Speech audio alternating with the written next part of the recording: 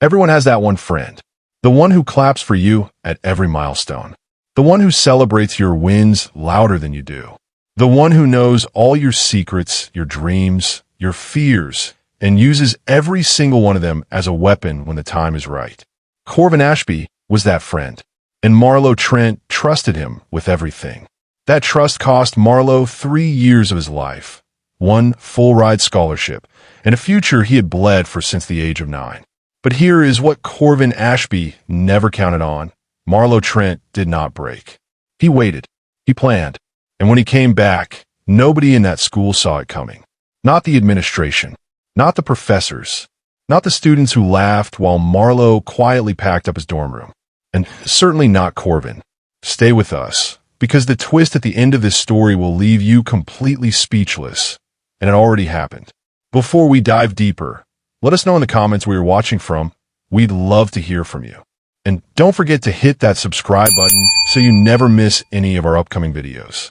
Marlowe Trent grew up poor in a way that leaves marks. Not the kind of poor where things are tight, but manageable. The kind of poor where the electricity gets cut off in January, where dinner is whatever is left in the cabinet, where a child learns very early that the world does not hand you anything. You claw for it with both hands or you go without. His mother, Claudette, cleaned offices at night and sorted mail during the day. His father had been gone since Marlowe was 4. There are no college funds, no family connections, no safety nets of any kind. What Marlowe had was his mind. By the time he was 12, he was solving problems that stumped kids 3 years ahead of him. By 14, his math teacher was calling the district office, asking if there was something more they could do for this kid, because the standard curriculum was simply not enough.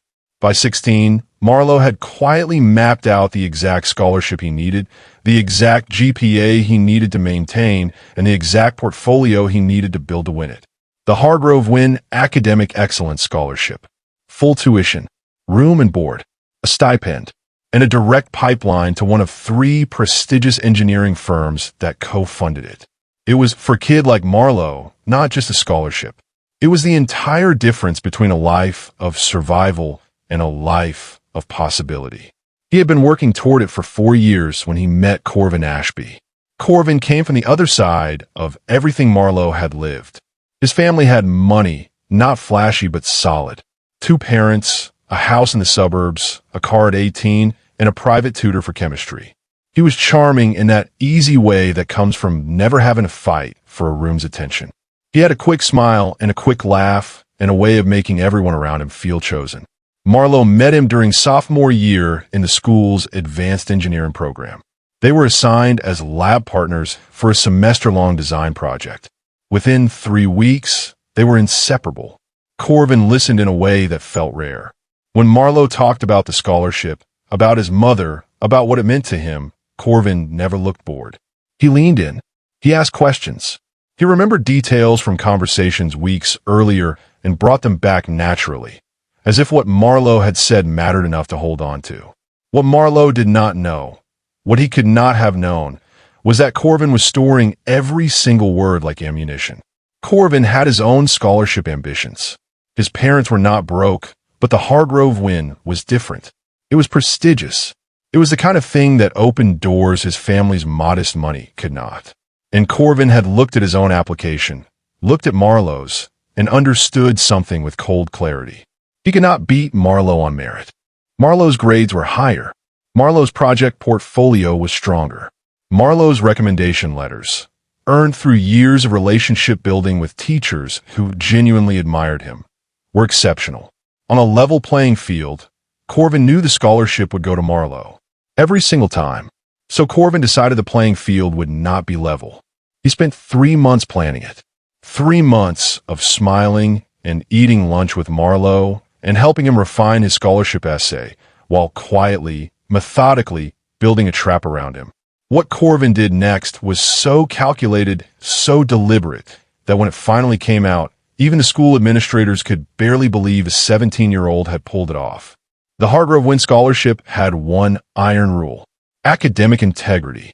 Any violation, cheating, plagiarism, falsification of any kind, resulted in immediate, permanent disqualification. No appeals, no second chances. Corvin had listened carefully over months as Marlowe walked him through his senior capstone engineering project.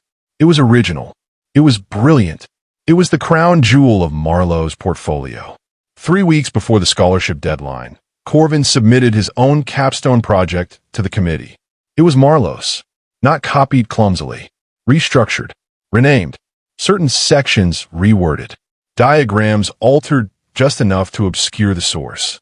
Corvin had been patient and precise.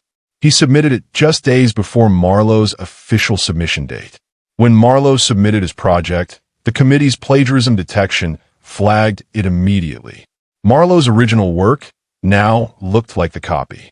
The investigation lasted 11 days. Marlowe sat in front of the scholarship committee and told the truth, that the project was his, that he had been working on it for 2 years, that he had never shared it with anyone except his closest friend. He said Corvin's name. He said it clearly. The committee looked at timestamps at submission records at the documentation Corvin had quietly and cleverly manufactured over months. Fabricated drafts with altered metadata, a false trail of academic notes that appeared to show his development of the idea independently.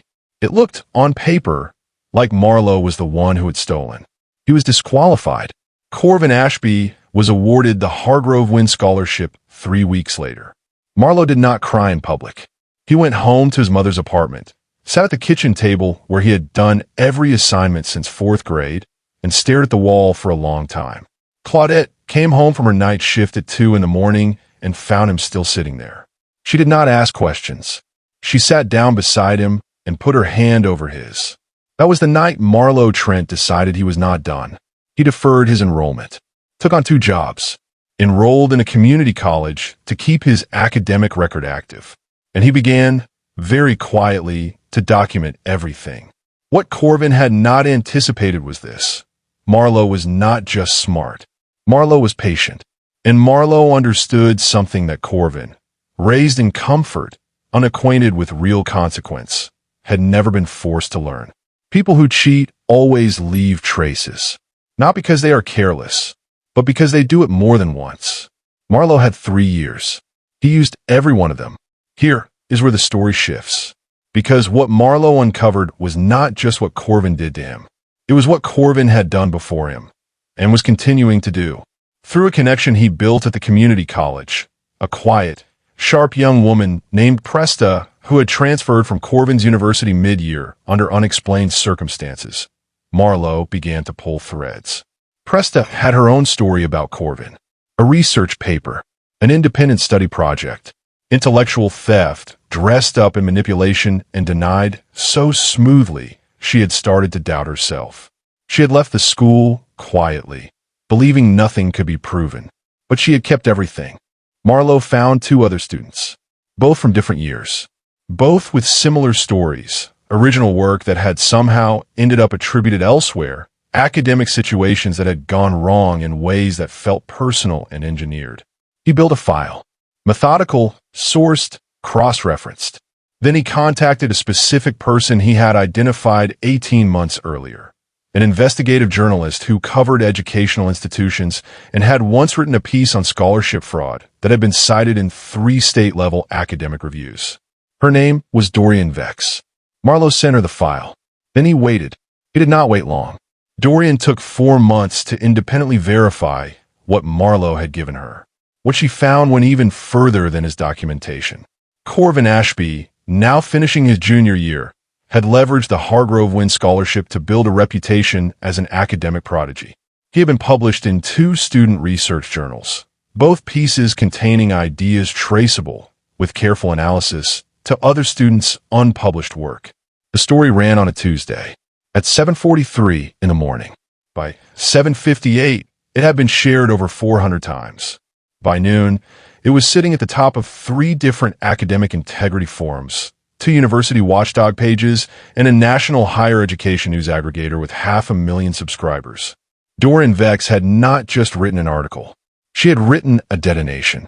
The headline was simple, precise, surgical. How one student stole a scholarship, destroyed a classmate, and did it again twice. Corvin Ashby's full name was in the second paragraph. His university photograph, the same one he used on his academic profile, the one with the easy smile and the blazer he wore to impress professors, was right next to it. By Wednesday morning, Corvin's university email had been suspended pending investigation. He found out when he tried to log in, and the screen returned a single line of text. Access restricted. Please contact the Office of Academic Affairs. He called his father first, then a lawyer, then his father again. His mother drove 4 hours to the campus that same day. She sat in the university's administration building waiting room for 2 hours before anyone would speak to her. When they finally did, they handed her a formal notice of academic misconduct proceedings and asked her to have Corvin present himself to the Dean of Students' office by Friday morning. He walked into that office and did not walk out the same person. The formal hearing lasted 2 days. Corvin had prepared a defense. He had rehearsed it. He sat in front of the academic review board with a posture that still looked, from the outside, like confidence. It did not survive the first 40 minutes. The forensic metadata analyst, brought in at the committee's expense, not the university's, presented her findings with the kind of quiet certainty that leaves no air in the room. The timestamps on Corvin's files. The server records from Marlowe's school account. The fabricated draft trail Corvin had constructed, now pulled apart layer by layer in front of a room full of people who understood exactly what they were looking at. Then Presta walked in. She had flown in the night before. She sat down, straightened her jacket, and gave her testimony in 11 minutes without a single tremor in her voice. She had waited 2 years for this room, then the second student, then the third. 3 victims, 3 separate incidents, 3 separate years. By the end of day 2, Corvin's lawyer had stopped interrupting. Corvin sat very still in his chair. The easy smile was gone. The rehearsed posture was gone. What was left was a 20-year-old who had spent his entire academic life believing he was untouchable, staring at the moment he found out he was not. Now here is the part nobody saw coming. Not the journalist, not the university board, not Corvin's own lawyer, and not a single person in that room, except one. The board deliberated for 6 hours. They returned with a verdict that was read aloud in full, in front of everyone present. Corvin Ashby was expelled, effective immediately. The Hargrove Wynn Scholarship was rescinded in full, with a formal demand for repayment of every dollar disbursed, 3 years of tuition, room and board, and stipend. The total figure was read aloud into the record. The Hargrove Wynn Committee issued a public statement that same afternoon, posted to their official website and distributed to every academic institution and engineering firm in their network, confirming that Corvin Ashby had been found guilty of scholarship fraud and permanently barred from any future application or affiliation with the endowment. His name would remain in the public record of the investigation. Permanently. What Corvin did not know, what nobody in that room knew except Marlowe, was that Marlowe had made one final move 6 weeks before the story ever broke. He had written a letter to every single one of the 3 engineering firms that co-funded the Hargrove Wynn Scholarship. Not an accusation, not a demand, a quiet, professional, documented notification that a formal investigation was forthcoming and that they may wish to be aware before the matter became public.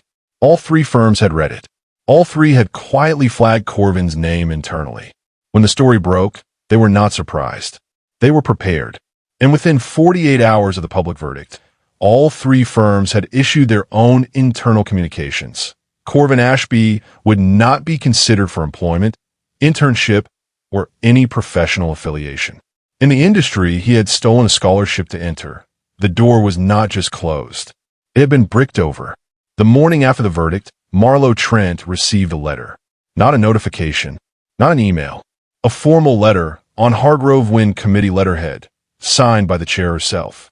His scholarship had been reinstated, in full, with back pay covering every month of the 3 years he had been denied, tuition reimbursement for his community college enrollment, compensation for documented lost stipend income, and a formal written apology that acknowledged, in plain language, that the original disqualification had been the result of deliberate fraud committed against him.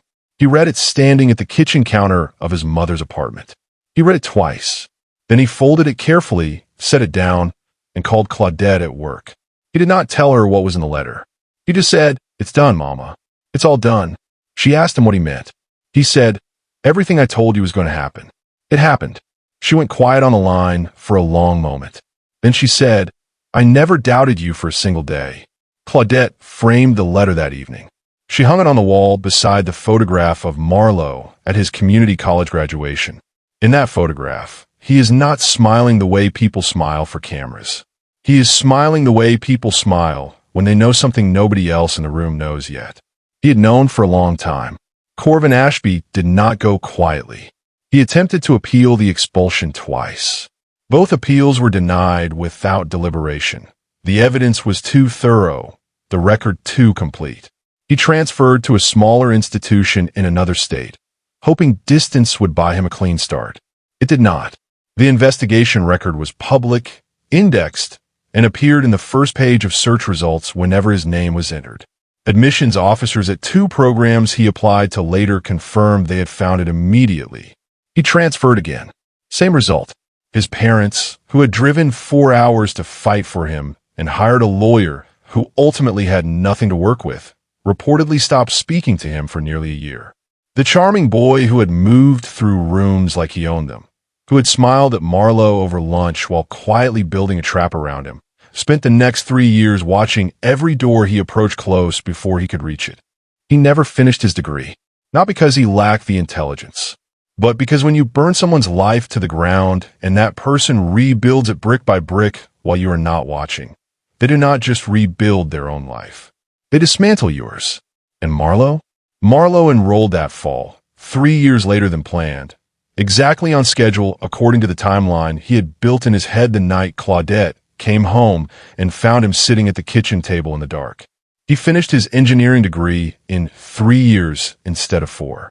He was recruited directly by one of the Hargrove Wynn co-funding firms before graduation, the same firm that had received his quiet letter 6 weeks before the story broke. The hiring manager later told a colleague that Marlowe Trent was one of the most methodical, patient, and precise thinkers she had ever interviewed. She had no idea how right she was. He keeps a single item in the top drawer of his desk at work. Not the scholarship letter, not a photograph. A printed copy of Corvin's fabricated submission, the one used to destroy him. Folded once, unlaminated, slightly worn at the edges from being taken out and put back over 3 years of waiting. He does not keep it out of bitterness.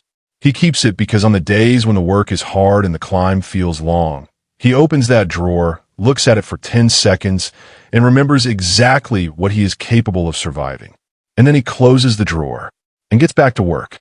The truth does not expire. It does not get tired. It does not lose patience. It does not need to raise its voice or make threats or announce itself. It simply waits.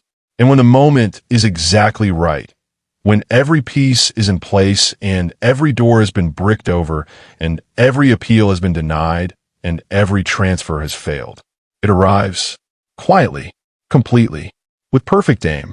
And the revenge nobody saw coming is already finished before the person it was meant for even realizes it has begun. If this story hit you somewhere deep, share it with someone who needs to hear it today. And remember, the people who underestimate you are not just writing their own downfall. They are handing you the pen. If you thought this revenge was cold, wait until you see what happened when a teacher tried to steal a student's business idea. That story is coming next.